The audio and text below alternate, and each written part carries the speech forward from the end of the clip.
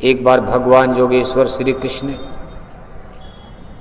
अपने परम मित्र उद्धव के साथ ऐसे जंगल से गुजर रहे थे। उद्धव ने कहा, केशव आप काल ब्रह्म पुरुष हो, एक जीव एक ब्रह्म कहावत, ये सारी आत्माएं यहाँ भटक रही हैं, आप अपने देश ले चलो, इनको जन्म मरण के फंदे से निकालो।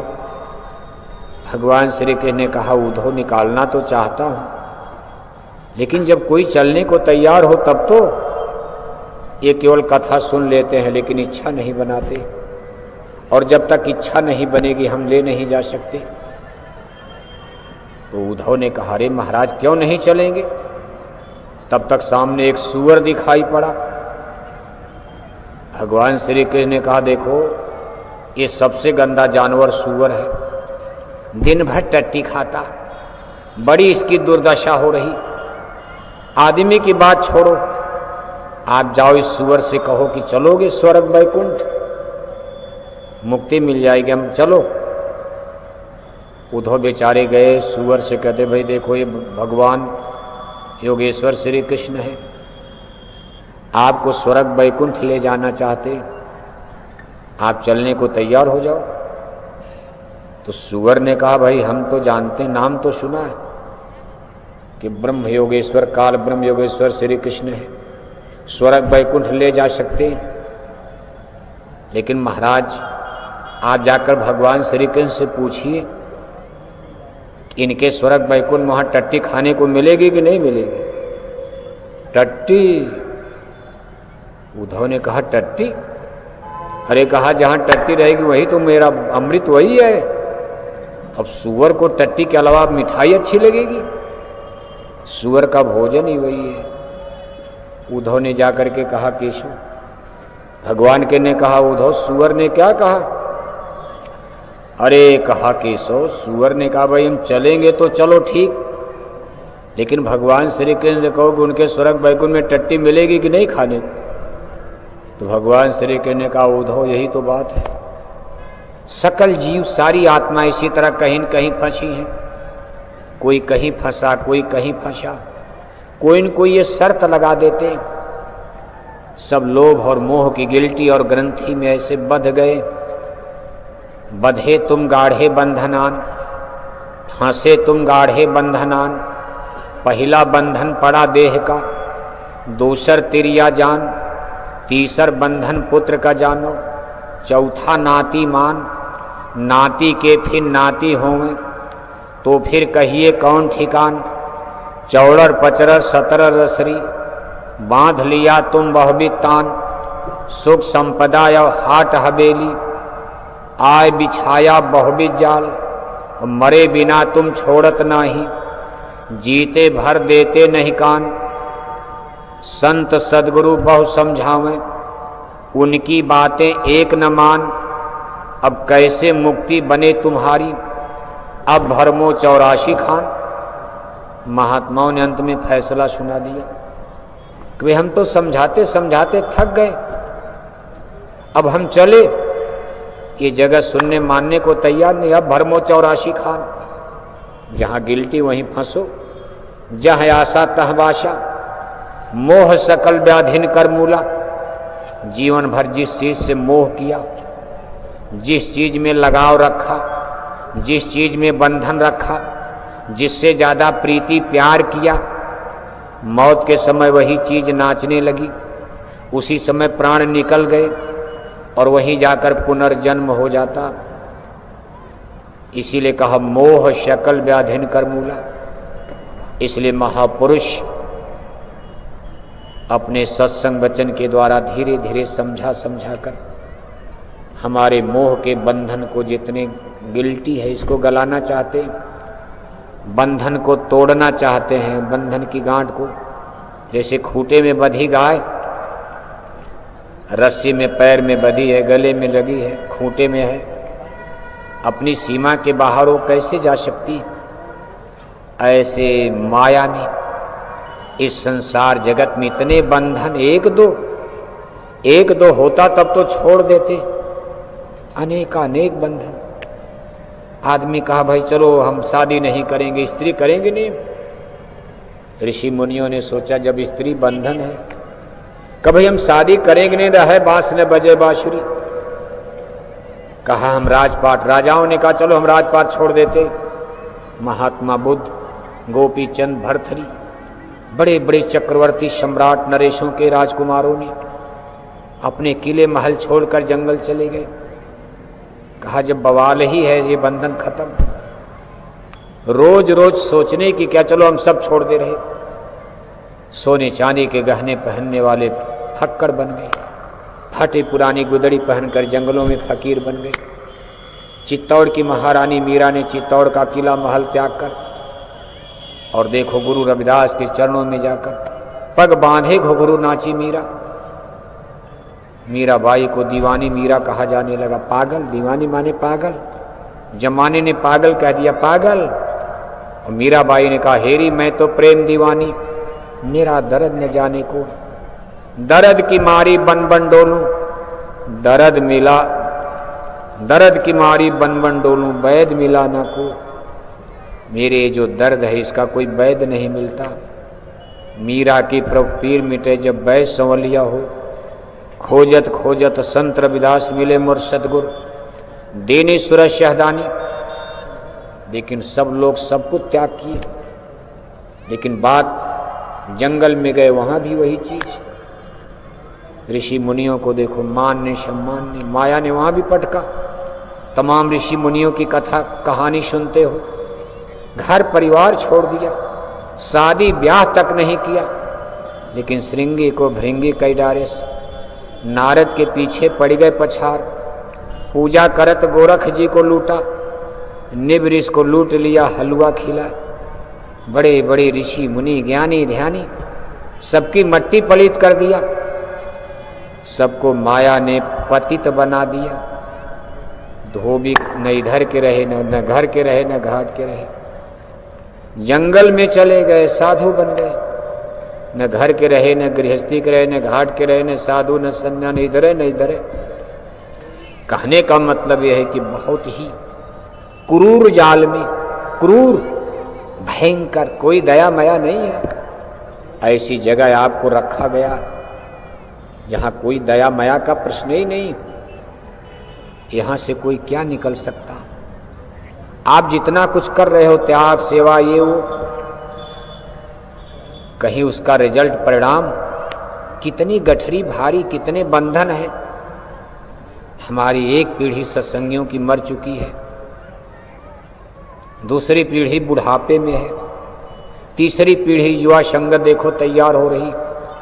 70-72 साल का समय बहुत होता। गुरु महाराज का मिशन, जय गुरुदेव मिशन 70 बरस, 10 जुलाई 1952 से आज देखो 2023 खत्म होने जा रहा। सीधे सीधे 70-71 बरस का समय गुजर गया। इतने पीरियड में गुरु महाराज ने अनगिनत संगत, कितने सत्संगी बने। अगर आज सब लोग तैयार तो भारत में क्रांति मच जाती। दक्षिण भारत तो मान लो कम, लेकिन उत्तर भारत में गुजरात से लेकर के और बंगाल की सीमा तक बहुत बड़ी क्रांति, बड़ी बड़ी सल्तनत हिल जाती। लेकिन ये कैसा संसार विचित्र है कि गुरु महाराज की सेवा भक्ति करने वाले, जिनको आदर्श मानकर लोग चलते थे, लेकिन आज कोई कहीं गिरा, कोई कहीं गिरा। थी जगह न कोई कहाँ गिरा, कोई कहीं चला गया, कोई कहीं चला गया। इसीलिए कहते आवत ही शरद कठिनाई, राम कृपा बिन आए न जाई। इसीलिए महापुरुष कहते भाई बस एक ही थोड़ी सी आशा उम्मीद रहती है कि सत्संग सुनते रहो, सत्संग में जरूर आया करो। केवल अपने भजन का, भक्ति का भरोसा नहीं करना चाहिए। कितनों कान में उंगली डालोगे, मन धोखा दे जाएगा। बड़ा बैरी ये मन घट में, ये गलत नहीं लिखा। बड़ा बैरी ये मन घट में, इसी को जीत ना कठिना। और जिन्होंने मार मन डाला, उन्हीं को शूरमा कहना। कभी सबसे बड़ा संसार में शूरवीर वही है जिसने अपने मन का दमन कर लिया। कहा तीर तुपक से जो लड़े, सो तो वीर न होय, माया तज भक्ति करे सूर कहावै शोर। सच्चा सूरवीर वही है। अरे बंदूक से लड़ना, तीर से लड़ना, तुपक से लड़ना, गोली खा लिया, फांसी पर चढ़ गए, काम खत्म। लेकिन मन नहीं मरता। जिसने मन को मार डाला, जिन्होंने मार मन डाला, और इस मन की सबसे बड़ी गिल्टी जिसको मान और अभिमान कहा जाता। इसलिए महापुरुषों ने बहुत सुंदर उनकी वाणियां हम लोग पढ़ते हैं, सुनते हैं। गुरु महाराज ने 60 बरस सत्संग सुनाया, छोटी से लेकर बड़ी तक। कोई चीज गुरु महाराज ने छोड़ी नहीं है। ये सही है कि इतना ज्यादा लिटरेचर है, इतना ज्यादा सत्संग है गुरु महाराज का कि सब सुनना, सब समझना इम्पॉसिबल, असंभव माना जाएगा। क्योंकि पहली बात तो सब सत्संग किसी ने सुना नहीं। कितने सत्संग निकल गए, टेप नहीं कर पाए कोई।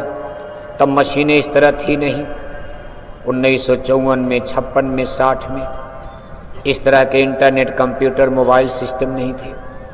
गुरु महाराज ने कब क्या कहा, कोई भी सत्संग में ऐसा हमारा सत्संगी भाई बहन नहीं जो दावे के साथ कह दे कि हमने 60 बरस का गुरु महाराज का एक एक वचन सुना, समझा। कोई सुना भी तो बीच में मर गया, कोई बीच में आया आगे मर गया, कोई 2 दिन सुना 2 दिन गायब कर गया। लेकिन फिर भी गुरु महाराज के वचन वाणी को कोशिश की गई कि देखो लिपिबद्ध करने की, किताबें बनाकर, पत्रिका बनाकर, कहीं कैसेट बनाकर कि भाई लोगों को आगे, आज नहीं समझ में आ रहा आगे समझ में आ जाएगा। वही चीज आपके सामने गुरु महाराज ने सुना, नहीं समझ में आई। आज जब आप उन सत्संगों को पढ़ते हो, सुनते हो तो कुछ रोचक लगते, कभी कभी ऐसा होता समझ में आने लगता। लेकिन सुनना चाहिए और हर समय सुनते रहना चाहिए। बहुत बड़ी चीज है ये सत्संग। कभी ये मान सम्मान की गिल्टी, कहा कंचन तजना सरल है, सरल त्रिया कने, मान बड़ा ईर्ष्या दुर्लभ तजनीय। कहा कंचन तजिया, किले महल छोड़कर जंगल चले गए। कहा ये भी आसान था। त्रिया माने स्त्री, शादी नहीं किया, ब्याह अगर शादी किया भी तो सुंदर सुंदर राज स्त्रियों को छोड़कर, महारानियों को छोड़कर तमाम राजकुमार, राजे, महाराजे, साधु, सन्यासी बने, वो भी आसान था। लेकिन मान बड़ा ईर्ष्या, कहा मान सम्मान, ये गिल्टी सबसे कठोर, सबसे भयंकर गिल्टी, मान सम्मान अहंकार। कहा कंचन तजा तो क्या तजा, मान तजा ना जाए, मान बड़े मुनिवर गले, मान सबन को खाए। कहा कंचन तजा तो समझो कुछ नहीं, चलो थोड़ा त्याग कर दिया। कंचन में सब आ गया, पढ़ाई लिखाई, डिग्री, वहदा, नौकरी चाकरी, रुपए पैसे, धन दौलत सब छोड़कर डेरा डाल दिया मथुरा में। बहुत से लोग हैं संगत में, गुरु महाराज के जमाने में नौकरियां छोड़ दी, अच्छी अच्छी नौकरी छोड़कर लोग घर परिवार छोड़कर डेरा डाले रहे। लेकिन फिर भी क्या गजब का काल प्रभु का विधान है। ये मन की गिल्टी गल नहीं पाई, नहीं गल पाती, इसमें किसी का दोष भी नहीं दिया जा सकता। कहा मान बड़े मुनिवर गले, मान सबन को खाए। बड़े बड़े मुनिवर, बड़े बड़े ज्ञानी थोड़ी थोड़ी बात में गुस्से में आकर श्राप देने लगे, अपनी सारी दौलत को गंवा डाला और अंत में अधोगति को चले गए। इतनी, लेकिन सतगुरु कहते वे बस इसी सत्संग में पड़े रहोगे, हो सकता धीरे धीरे धीरे धीरे, सनई सनई, नहीं इस जन्म में तो अगले जन्म में। नहीं गल पाई, बुढ़ापा आ गया, मान सम्मान अहंकार की गिल्टी नहीं गल पाई, अगले जन्म। लेकिन कम से कम लाइन में तो रहोगे, अगले जन्म में देखा जाएगा, फिर अगले जन्म में देखा जाएगा। लेकिन है बहुत कठिन। हम लोग भी, अब सब लोग अपने जीवन में अनुभव करते हो, कहीं जाति का अहंकार है, एक तो ये सब बंधन है मन का, मन ने ही जातियां बना दिया। मन ने ही धर्म बना दिया, मन ने ही नेशंस और राष्ट्र की सीमा बना दिया।